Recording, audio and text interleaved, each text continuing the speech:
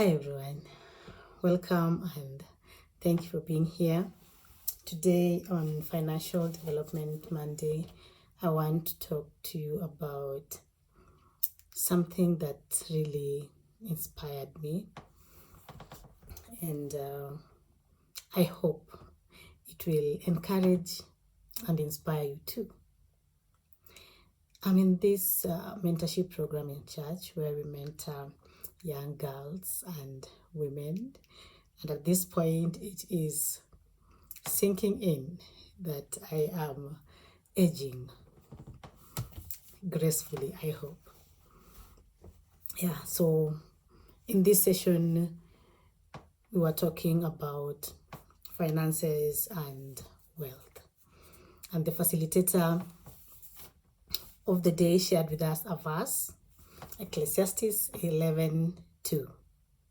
And it says, invest in 7 ventures, yes, in 8.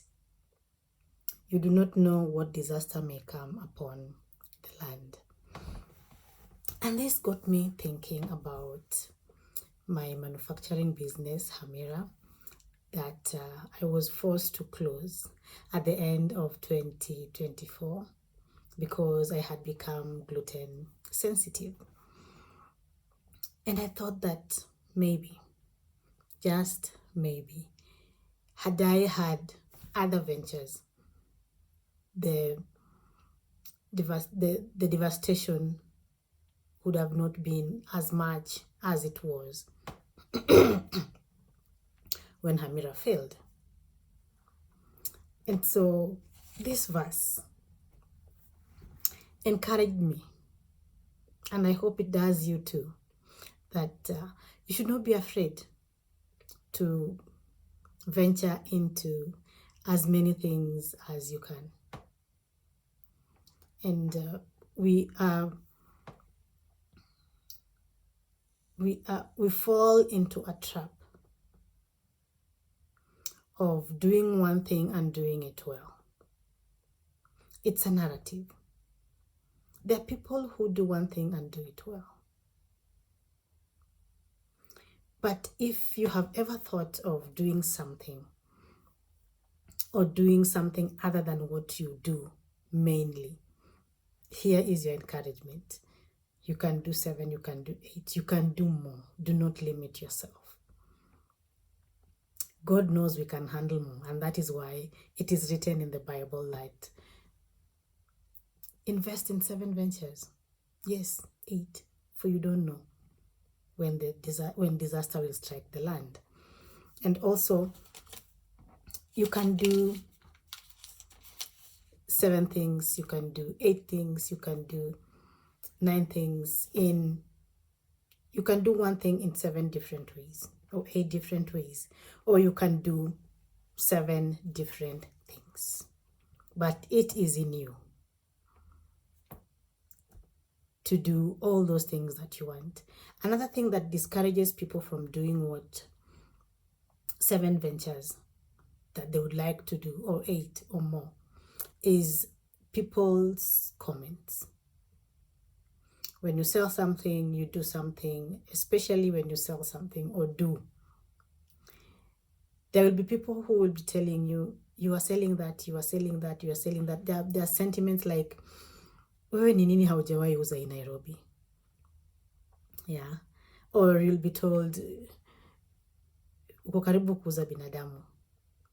You're almost selling human beings, right? And that deters people.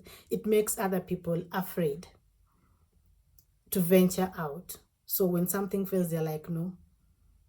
People will say this, people will say that. What will people think of me?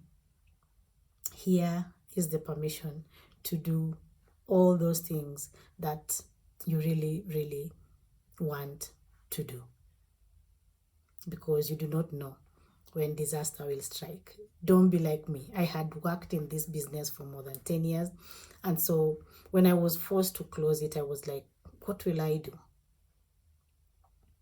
What can I do? And since I had a birthday coming, my 45th birthday was coming, and I decided to just do a challenge to run and cycle in 45 days and tell the stories that shaped me. And in doing this, I find that I have been doing a lot of shadow work. And in this shadow work, I was looking for what to do. And in this shadow work, in fact, when I started to do this, I did it because I felt I was idle. I felt I had nothing to do. And so I said, let me just do this challenge for 45 days. And then after those 45 days, I shall have figured out what I want to do. And boy, oh boy, it has been a journey. I didn't expect it to be this much, because for me going in, it was just a challenge to run and cycle in 45 days and tell the stories that shaped me. And through telling these stories that shaped me, I found that I have been doing a lot of shadow work. And in doing this shadow work, I realized that I am a teacher. My parents are teachers, and going down my genealogy, there were people who were teachers. They were not formal teachers like my mom and dad, but they were teachers of the word in church or just in the village. And so teaching comes easy for me. And also when I finished my Form 4, I was an untrained teacher. I taught nursery school children, and I also taught adolescents in high school. When I look at this, I am encouraged, and I want to encourage you not to learn from your own experience, learn from my experience, and search yourself and see. Go down your ancestry and see if there is something that is easy for you. You will easily excel in that thing.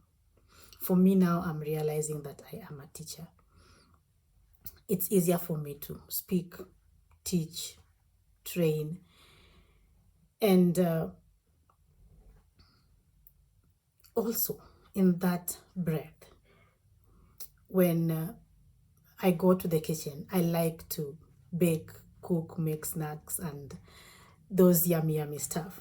And sometimes now when I go to the kitchen and I come up with a recipe, I'm tempted to turn it into a product. But I remind myself that, Lucy, you're no longer a manufacturer. You are a teacher. And now that I am a child and adolescent psychologist, I also remember that my mom was a guidance and counseling teacher.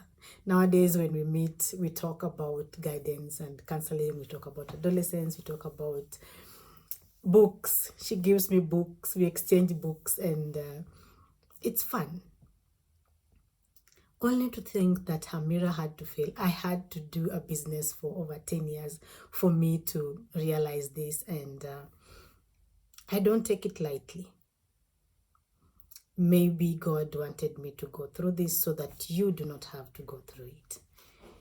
And so, in line with that,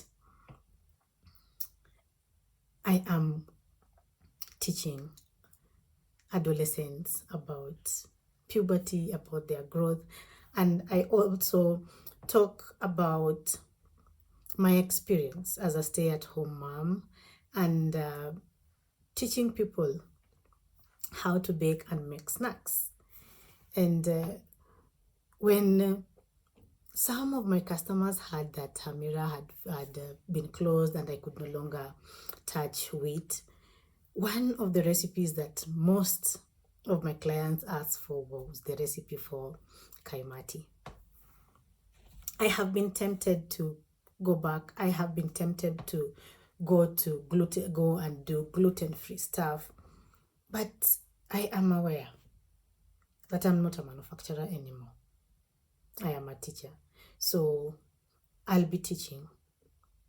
I will begin with the recipes, and I will begin by teaching people how to make kaimati, the snacks, kaimati, donuts, samosa, pancakes, mandazi, In this class, you will not only learn how to make these products. I will give the recipes because I no longer need to hoard them.